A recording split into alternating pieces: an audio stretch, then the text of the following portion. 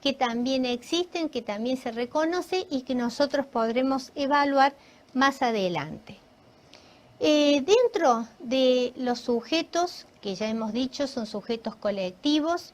hemos dicho que los trabajadores siempre deberán actuar y estar representados por las asociaciones sindicales, no así en el caso de los empleadores, los cuales pueden ser sujetos de derecho colectivo en forma individual. Por ejemplo, cuando estamos hablando de los convenios de empresa, estamos haciendo referencia a un acuerdo en el cual participa un solo empleador, como es la empresa, y la asociación de trabajadores. Por eso es que en el caso de los empleadores, el actuar colectivo puede ser un empresario, un grupo de empresarios, o también una asociación o las cámaras empresarias, que son las entidades que por supuesto tienen posibilidad y tienen reconocimiento de actuación. Dentro de este nexo o de esta vinculación que existe entre estos sujetos, forma parte del núcleo fundamental lo que se debe entender o conocer como relación colectiva. Este nexo vinculante que se genera entre la asociación empresaria o el empresario y la asociación de trabajadores. ¿Cómo se debe entender esta relación colectiva? Existen muchísimas doctrinas, muchísima jurisprudencia y muchísimos ensayos que hacen referencia y que durante mucho tiempo se las reconoce como centros de conflicto, si bien en estos tiempos se ha logrado evolucionar con este concepto de conflictividad que normalmente teñía al actuar de las asociaciones sindicales para poder desarrollar o introducir en esta otra visión del sindicalismo, como es el campo de la colaboración. Existen finalidades supremas para la sociedad que permiten, por supuesto, teñir modificar la concepción de conflicto que existía respecto de los sindicatos para poder reconocerles que pueden los mismos dar un aporte positivo, siempre en aras de lograr el bien común y la paz social como posibilidad fundamental. Dentro de las relaciones colectivas y las formas en que se pueden plantear estas relaciones, es que nosotros podemos reconocer dos grandes formas de clasificarlas, y que son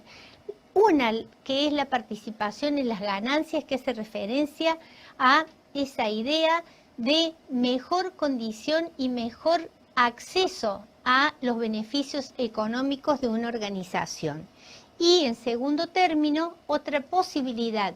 de plantear esta interrelación y participación es a través de las funciones, o sea, lo que nosotros damos en llamar aquí participación funcional. Una lectura a lo largo de la historia a ustedes les va a permitir descubrir que en muchas ocasiones han existido influencias negativas que han sido estimuladores de conflictos permanentes. No obstante lo cual, las nuevas teorías y las nuevas doctrinas, como así también la necesidad de lograr una paz social verdadera, es lo que ha posibilitado el mayor desarrollo dentro del área colectivo de esta vinculación consensuada, negocial o de común acuerdo entre los empleadores y los trabajadores. Haciendo una breve referencia de estas dos maneras de participación, cuando decimos participación en las ganancias, si ustedes releen el artículo 14 bis en su primer párrafo, ustedes van a descubrir que existe una garantía en favor de los trabajadores, como es la posibilidad de participar en las ganancias y en la dirección de la empresa. Esta garantía, dentro del marco de nuestra Constitución, es la única que no ha sido reglamentada y por lo tanto que no tiene vigencia.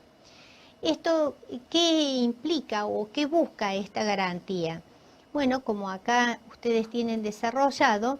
es la posibilidad o el reconocimiento a el sector trabajador de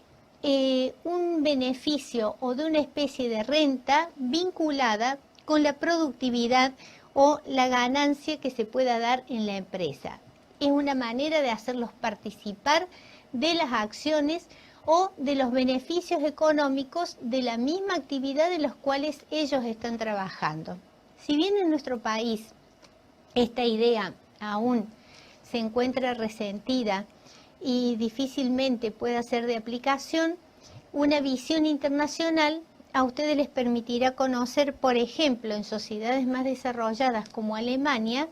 que después de la Segunda Guerra Mundial, como una idea de poder levantar el país, se posibilitó, y así es como subsiste hasta la actualidad, la posibilidad de que los trabajadores accedieran a través del esfuerzo que ellos mismos ponían en la superación y crecimiento del país, acceder como premio o contraprestación de esa actitud a una participación en las ganancias empresarias. Esto subsiste y es importante poder conocerlo. Dejando de lado esta participación económica y profundizando lo que nosotros entendemos como participación funcional, en este supuesto estamos ya haciendo referencia no a la posibilidad de ingresos económicos, sino a esa mayor o menor intervención del sindicato dentro de la actividad de la empresa. Y así es que ustedes pueden entender tres grandes clases o tres grandes grupos. Uno, la participación en la dirección, otro, la cogestión y otro, la autogestión. Cuando decimos participar en la dirección, es la situación en la cual se permite que un representante de los trabajadores pueda presentar y mocionar ideas o pueda fiscalizar sus actividades. Un ejemplo de esto ustedes lo van a tener, por ejemplo, en España, en los comités de seguridad que vigilan las condiciones de seguridad dentro del trabajo, en la cual los trabajadores integran estos comités. Cuando hablamos de cogestión, es cuando se plantean formas mixtas de gestión, donde ya los trabajadores forman parte del directorio y se les reconoce un puesto en los ámbitos de decisión. Y la autogestión es cuando desaparece la figura del Estado y los trabajadores pasan a tomar la dirección y la gestión de la empresa. Esto nosotros lo hemos visto en el caso de las empresas recuperadas, cuando se da la quiebra de la entidad, o bien en las cooperativas de trabajo, que son ejemplos claros y concretos de esta autogestión. Finalizando entonces este bloque, haremos ahora un breve descanso.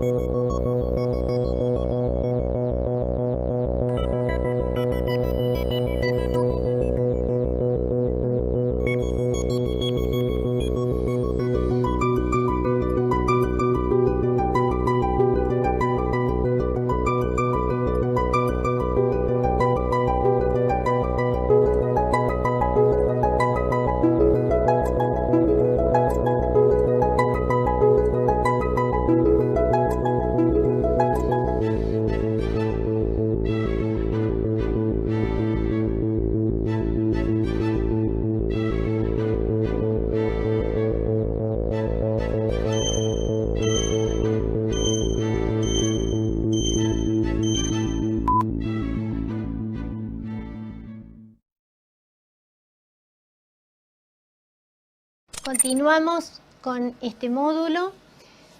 revisando o conociendo las distintas instituciones y las distintas figuras que ustedes van a poder encontrar dentro de esta órbita del derecho colectivo.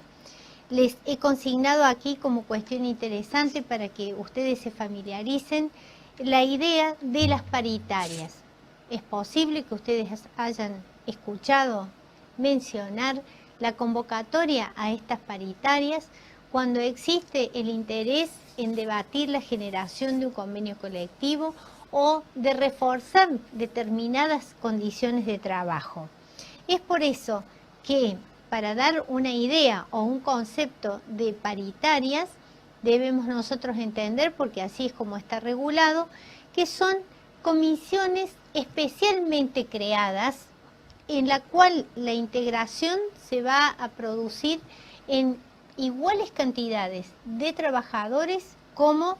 de empresarios, siempre con esa mirada atenta del Estado que tiene por único objetivo el evitar que se produzcan desvíos o que se produzcan alteraciones de las formas. ¿Y para qué se crean estas paritarias o estas comisiones especiales? Se convocan precisamente cuando exista la necesidad de negociar especiales o mejores condiciones de trabajo, de poder intervenir como modo de concluir un conflicto o cuando se busque la necesaria modificación o actualización de los convenios colectivos de trabajo. Y ya que mencionamos a los convenios colectivos de trabajo, vamos a dar ahora una primera apreciación respecto de qué se entiende por convenio colectivo o cómo los podemos definir.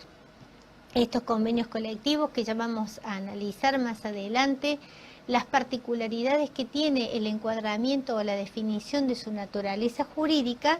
debemos entenderlos como acuerdos, son contratos, porque se logran a través del consenso de la parte empleadora y de la representación sindical. Son contratos, pero que su característica y su nota particular implica que no solo van a tener vigencia para los que han firmado el convenio, sino que logran este llamado efecto erga omnes, como vamos a analizar luego, que posibilita que las normas dispuestas en el convenio puedan regir y tener eficacia para todos los trabajadores de esa misma actividad, con prescindencia de quienes hayan firmado. Si bien es cierto que las partes signatarias del convenio deben tener el cumplimiento de las requisitorias y formalidades que las mismas leyes especiales marcan, como es la 23.551 y la 14.250, que es la ley que regula los convenios colectivos. Ya hemos dicho y lo repetimos que cuando hablamos de la Asociación Sindical de los Trabajadores, la misma debe tener, como ya lo hemos dicho, personería gremial. Estos convenios colectivos que, avanzando en su concepto, ya hemos dicho que son acuerdos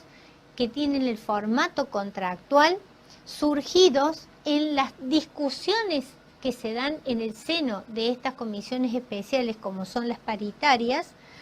y que disponen, siempre tienen como objetivo, el lograr condiciones más favorables para los trabajadores en cuanto a los derechos, para adquirir una mayor protección por encima de lo que puedan disponer la base normativa de la Ley de Contrato de Trabajo, que es esta idea básica. Si ustedes profundizan en el conocimiento de los distintos convenios colectivos que hoy rigen en el país, van a poder observar que la mayoría de los convenios tiene nacimiento en la década de los 70, hay muchos convenios de 1975 que todavía están vigentes, si bien, y esto ustedes lo van a poder descubrir a partir de este último gobierno, del último gobierno de Kirchner fundamentalmente, que se ha dado una fuerte movida a la generación de nuevos convenios colectivos, convenios que se encuentran ya avalados por las ideas de progresividad, donde se modernizan instituciones, donde se han realizado modificaciones en las medidas protectoras de los trabajadores, muchas veces por el avance de la tecnificación, que inclusive han determinado la necesidad de regular nuevas figuras laborales que anteriormente no se encontraban vigentes o no se conocían. Este avance, esta evolución y este desarrollo es lo que ha posibilitado que en esta última década también haya sido muy fuerte la generación de convenios colectivos. ¿Quién convoca? ¿Quién es la persona o el sujeto que se encuentra facultada para hacer una convocatoria tanto de las paritarias como del llamado convenios? Dentro de ese marco de libertad puede surgir bien a través de la empresa, bien, y normalmente así ocurre, a través del sindicato, y este planteo de paritarias se debe sustanciar y se debe tramitar por ante el Ministerio de Trabajo, Empleo y Seguridad Social de la Nación, siendo este el nombre actual con el cual se reconoce a la autoridad administrativa del trabajo. Ese es el rol que cumple el Estado a través del Ministerio de Trabajo, como ya lo vamos a analizar. Como ya lo hemos mencionado, el objetivo número 1 de estas paritarias o comisiones especiales es la celebración de los convenios colectivos. Para que ustedes puedan tener una mejor fijación de estos conceptos y normas, yo les introduje aquí los datos de la ley 14.250, que es la que regula las convenciones colectivas. Cuando yo les aclaro acá que estamos hablando de un texto ordenado del 2004, no es que refiera a esta la antigüedad de la ley, sino que en el 2004, más precisamente con la que yo les he citado, la ley 25.877, es que se ha generado una nueva redacción y una nueva estructura de esta histórica ley 14.250, lo cual ha sido regulado a través de este decreto 1135 del año 2004. ¿Qué persigue o qué regula esta convención colectiva? Precisamente los distintos supuestos que nosotros hemos analizado. Cómo se deben estructurar los convenios colectivos, cuál es el alcance, roles y funciones de las comisiones paritarias, cómo se debe plantear el ámbito de negociación colectiva, o sea, el ámbito dentro del cual las partes van a interactuar en esa postura de intereses, en ese juego de intereses que tienen los empleadores por una parte, las entidades sindicales por la otra, para tratar de consensuar en el punto de vista de equilibrio y de equidad una norma que pueda ser representativa de los intereses y necesidades de ambas partes. ¿Cómo se produce? También regula esta ley la articulación de los convenios colectivos. ¿Qué consiste o por qué tiene sentido el hacer una regulación de los convenios de empresas en crisis? Normativas especiales que se deben regular y establecer cuando estamos con una empresa que se encuentra dentro de un proceso concursal o de quiebra, con una característica especial. Dispone también la regulación de cómo se debe trabajar el fomento de la negociación colectiva y desde el punto de vista procedimental, aquí es donde nuevamente se introduce la influencia del derecho procesal, al cual hicimos relación cuando comenzamos el estudio de este módulo, porque la misma ley, si bien es una ley de fondo, establece un procedimiento, o sea, establece los caminos dentro de los cuales se deberán cumplir con la expresa normativa, bajo pena de nulidad, fijando las distintas pautas que se deberán respetar cuando estemos hablando o cuando se deba sustanciar una negociación colectiva. Dentro de la negociación colectiva, ¿cuáles son los sujetos que vamos a admitir en esta negociación? Indudablemente, estos dos sujetos fundamentales que forman parte del derecho colectivo y a los que ya hemos hecho referencia. O sea que, desde el punto de vista de los empleadores,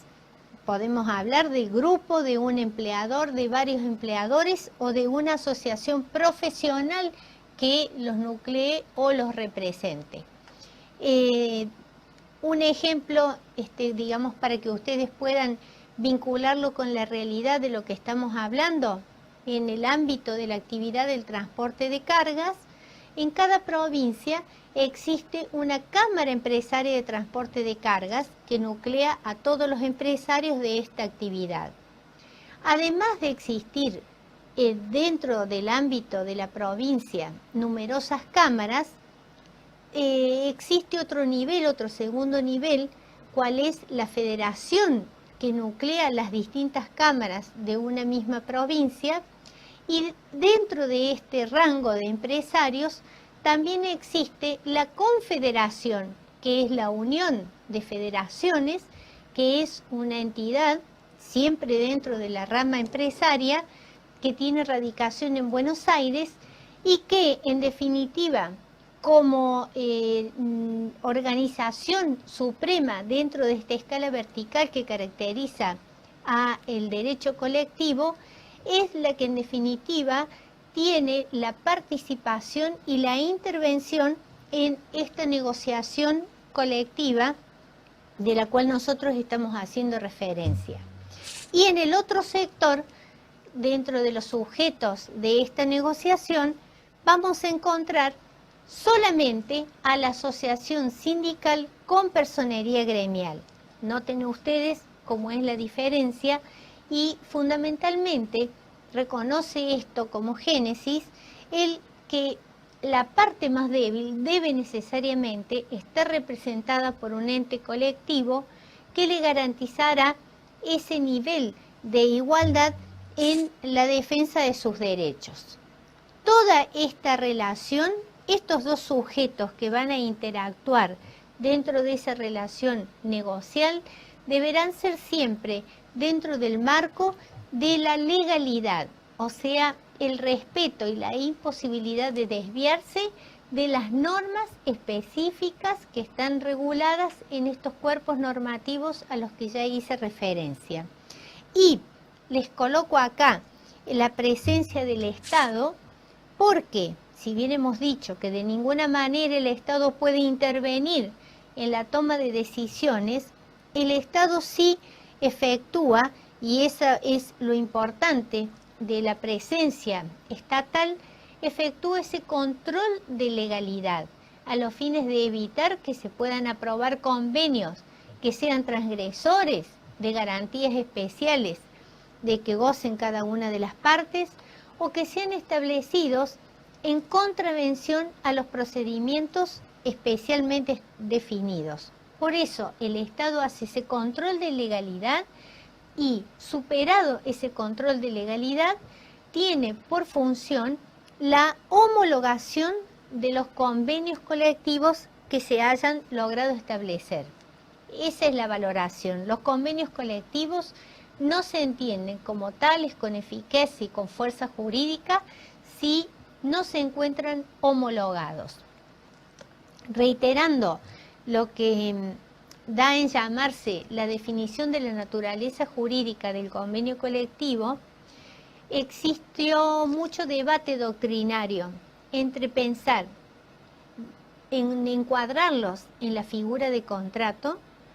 por el consenso que debe mediar entre las partes o en la figura de la ley, porque tiene un efecto general una vez que están aprobados. Y es así que en las distintas posiciones doctrinarias se ha llegado a establecer que en realidad este instrumento del convenio colectivo tiene cuerpo de contrato y alma de ley, como lo dice un doctrinario, pero que, digamos, también es posible que nosotros lo entendamos a los convenios colectivos como creaciones especiales sui generis dentro del marco de esta rama especial del derecho colectivo. Ingresando a las partes fundamentales del convenio, los remito a la ley 23.551 para su conocimiento. Es fundamental que se encuentren por escrito y luego deben respetar toda una serie de requisitos enunciativos, como los tienen ustedes calificados